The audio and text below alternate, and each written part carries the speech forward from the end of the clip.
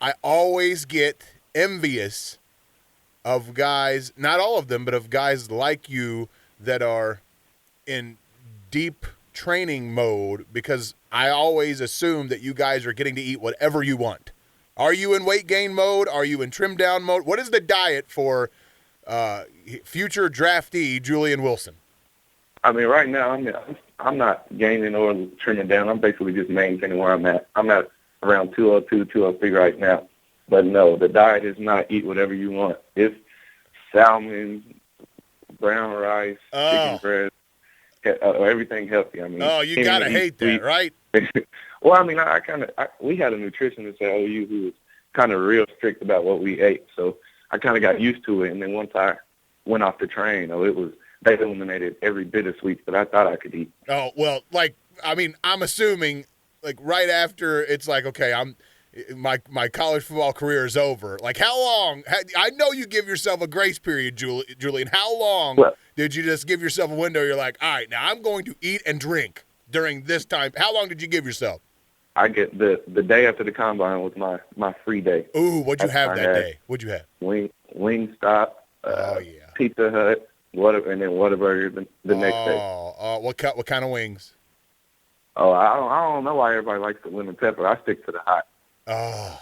Oh, see, now that had to have been a good day. Now, that's probably the only good day you've had since the season ended, right? I mean, that's it right there.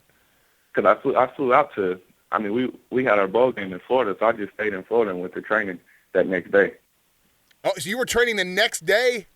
Yeah. Oh, my gosh. That's wild. So knowing that you can't control – Julian Wilson with us, by the way. Knowing that you can't control where you get picked and you have no idea where you'll be, where you'll be living, how much of a chance you'll get from whoever drafts you, how stressful is all of that? How stressful is it for a guy like Julian Wilson to get ready for the draft? Oh, I mean, as much as people want to say that they're not nervous, shoot, I know I am. Really, it's just the thing. Really, just the big thing is not knowing. Like you said, next week I could be in a whole different state and have no idea where it is. And really, just you worked all your life for this point in time, and then as the days get closer, you just get nervous. Like, man, where I'm gonna go, what's gonna happen, undrafted or not. Really, just I know I'm gonna get a shot, and that's one thing that I'm just gonna have to go in there and take full advantage of it when I get my shot. Can you give me an example of you being super nervous during this process already? Maybe when you went to visit a team, or you got in front of a GM in a room that had nothing but walls around it. Give me a moment, give the listeners a moment where Julian Wilson has been super nervous recently. I'm trying to think. Really just the nervous I've been getting is just close to the draft. But say when you first get to the combine and you go into your first formal meeting, you just walk in and then every position coach, the GM, and everybody is just sitting in the room, and all eyes are on you as soon as you walk in. You got to go around and shake everybody's hand. Then just for 15 minutes, they can drill you with whatever questions they want. Give me some examples of some of these questions they're peppering you with. Just one thing is they'll pull up film, your worst plays ever during your career, and just critique you on them. And you just got to answer every question they shoot to you. They want to see how can you handle criticism and things like that. So, were some of them bad? Give me some of this criticism. How critical were they? Everybody has some bad plays. It's explicit language on some of them, and then some of them is just, this is horrible. What were you doing right here? Just stuff like that. It's really, the combine is really a big test to see what you'll do and how you'll react to certain things. And so how do you end up reacting? And I'm sure, your agent and all that stuff is look, you got to stay chill. No matter what they throw at you, you got to stay chill. That's all you can do. Just answer their questions, stay calm. Don't frown up or look agitated when they're talking to you. Just stay as calm as you can and answer the questions. And how many times, if this weren't, you getting ready, you basically being in an interview to be drafted by one of these teams, how many times would you have been agitated if it was just your buddies or something telling you how bad you were on film? Oh, yeah. If it was my buddies, I could have said something back to them, because there's a few of my buddies that can get out there and run routes and stuff, so they know they can't say anything on that end. Julian Wilson with us on the Little Caesars Hot and Ready Hotline on 107.7 The Franchise. This season, look, I don't know if you're going to say this, but, I'll say it. This season had to have sucked for you, this past season. I mean, just with the injuries. Forget the wins and losses, but the injuries, this had to have sucked for you. And if you don't mind me being candid, or if you don't mind you being candid, can you maybe take me inside your head after, let's say after you separated your shoulder? Like you are, you're human, aren't you? How much was there God, why me? Why now? I've got this NFL dream, and this is ridiculous. Why me? Why not? How much of that was going through your head, if at all? It went through my head a lot, especially after I had broke my thumb. I was on course to have a good season. And then after that Baylor game, it was like everything just kind of just went downhill. And I really think God was just putting me through a test, because really that was my first time really facing some real hard adversity that really was, I wouldn't say out of my control, but the only thing I could control was just keep trying to get better and work on my game. I was kind of nervous because I hadn't finished the season, so I was like, oh, man, now I'm not going to get invited to the combine. Now teams aren't going to be looking at me because they think I'm injury-prone. And right. Really, just everything was going through my mind, but my support system, it made me keep my head up and just stay focused on what you can control. And, right now things are looking good. I still got invited to the combine, still handled my business there and did well at Pro Day. So now, I've done everything I can do now. Now it's just time to see where the chips may fall. When you think back, my senior season wasn't the way I envisioned it at all. I didn't miss a game my whole career for injury. Then my senior year, I missed the whole last half. So it's like, man, it's crazy. I can't imagine. And, so did you have any teams tell you, look, we're worried about your injuries? And if so, how do you answer them? No, because, the first 2 days at the combine was really medical tests all day. So teams were picking at my thumb, picking at my shoulder. Everything tested out fine. So, that wasn't a problem. Got MRIs, passed everything. So, if you fail any, X-rays or something, you got to fly back up to the team that was looking at it or back to Indianapolis to get it reevaluated. But all of my injuries passed, so I'm good. Julian Wilson with us on 107.7 The Franchise. While we're on the Sooners, what's the biggest misconception that people that follow college football, like maybe myself or maybe Sooners fans, or national media, hell, what's the biggest misconception that all of us have about the Sooners and their 8-5 season last year? Oh, man, really everybody wants to just act like football is easy, but not everybody can get out there and do it, and that's just the way it goes. People want to sit and critique, say, oh, we suck, by Stoops suck, all that, but, until you're out there doing it, you really can't say anything about it. That's just how I feel. That's why I just stay focused on, what I can control and amongst my team. All the people on the outside are going to always have something to say, and you can't make everybody happy at the end of the day. All right, let's have some fun with Julian Wilson here before we let him go. First off, how draft day? Let me ask that first. Draft day, that's obviously it starts Thursday, Friday. Set. Explain to me how this is going to work for you. How will Julian Wilson experience the NFL draft?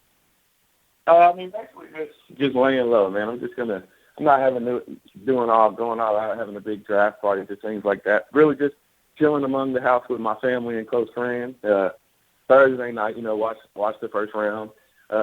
Some guys I trained with and some dudes I played with supposed to go on the first day. So really just sit there and wait and see where they end up.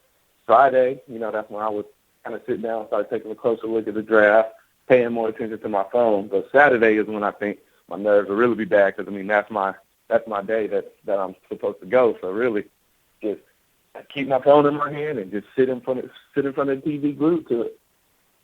Wait a minute. Now, I know, but how many people are around here? It sounds all nice that you're only gonna you sound like you're only gonna have a few. You know how that happens, man. You invite a couple people over, and then they invite a couple people over, and then all of a sudden you got a party. No, it doesn't work like that. I only have 2 to 3 friends that I grew up with, and then close family friends. So there'll be a max of about 15 people here, if that. Are you fixing food for all that? You're bringing Wingstop over? Is what you're doing, right? Nah, I can't eat that. If people can bring their own food, I'll probably be so nervous I can't eat. So I'll be watching TV. So what are they saying for you? Are people giving you a round? What are your? You said third day. What are your round expectations? Just a late round. 5 through 7. So, I mean, we'll see. Really, with that, you never know. Anything could happen. I can end up going undrafted. But really, at the end of the day, I know I'm going to get a shot, and that's all I need. All right, let's play over-under with Julian Wilson before we let him go here. Over-under with Julian Wilson. So I'm going to set a number, all right? That way it keeps you clear if I get into some murky waters here. All you've got to say is over or under. And then if we want to, maybe we can elaborate on each one of these. All right, so here we go. You'll see where I'm going here. All right, so I am Vegas, and I'm going to set an over-under on a lot of these. All right, number of times Julian Wilson has checked out mock drafts online since the end of the season. I'm setting the number at 20. Over or under 20? Yeah, you're under that. Because, I mean, you can't – at those outside of maybe the top 5, nobody knows. So you have checked it less than 20? Yeah, I can honestly say I checked it less than 20. Okay. Number of times Julian Wilson was chewed out by a man with the last name of Stoops. We're setting the over-under at 10. Is it over or under 10? That's over. How far did I miss there? How far did I miss? I mean, you got to remember, we practice 5 times a week. So you're going to hear from Mike at least 3-4 times a day. So we're up in the hundreds then, right? Yeah, we're up in the hundreds. Mike was my coach for, 2-3 years? Yeah, we're probably looking at about 300. When was the worst you got it from Mike Stoops? I mean, of course, the incident everybody want to talk about is the Baylor incident, but really that wasn't even a bad argument like that goes on. I mean, there's way worse than that happens at practice. I mean, when the media gets a hold of something, they turn it into something. I could call Mike and we could have a full conversation on the phone today. So we brushed that over. That was done as soon as the next series started. All right, in college, in your college career, number of times you thought you were screwed over because the refs either did not throw a flag on your opponent or did throw a flag on you. Number of times you got screwed over by the refs personally in games for OU. We're setting the over-under at 25. Man, I think got to be under that. I mean, there's been some controversial calls, but I don't really think I've got screwed over that much. Number of times Julian Wilson has worked out this offseason when he thought that the last thing he wanted to do at that very moment was work out. We're setting the over-under at 10. Oh, yeah, I'll have to say under that. Right now, I'm fighting for a job. I mean, you can't really just sit around and not want to do nothing because somebody's working. I mean, sometimes you got to feel like not doing it, though. Come on. And I mean, you really can't now. You got to think about it. I'm unemployed. I don't have a job. You have a job, so you can. You're on the radio talking to me. I'm unemployed, so really, all I know is there's somebody in another state working. So I mean, there's really not much time I can sit around and say I don't need to work out. You are officially well, depending on the advance you got from your agent, you're probably already making more than me. But if not, you'll be making more here very soon. All right, number of times this is the final one. Number of times that Julian Wilson has actually dreamt while sleeping, dreamt of the NFL draft. We set the over-under at 3. No, it's over that. Really? How many times? Over that. I mean, I can't even. You can't. Sometimes some dreams you don't remember, and some of them you do, but it's way over 3. I mean, especially like during the combine process, and like now. I mean, that's the only thing on your mind. So I really don't think I have a choice but to dream it. Is it like nightmarish, or any other scenarios like nightmarish? Like you don't get drafted? How's that work? Nah. I mean, really, I don't think that would be a nightmare either. If I don't get drafted, there's a lot of players that be in the league forever that don't get drafted. I mean, really, all I know is I'm going to get a shot with somebody and with the team, and it's on me to go in there and take full advantage of it. So that wouldn't be a nightmare to me. Well, that was fun, Julian. Good talking to you. Good luck. Obviously, there's a ton of people around here rooting for you, and tell Bob not to punt twice next time you talk to him. All right. See you, Julian.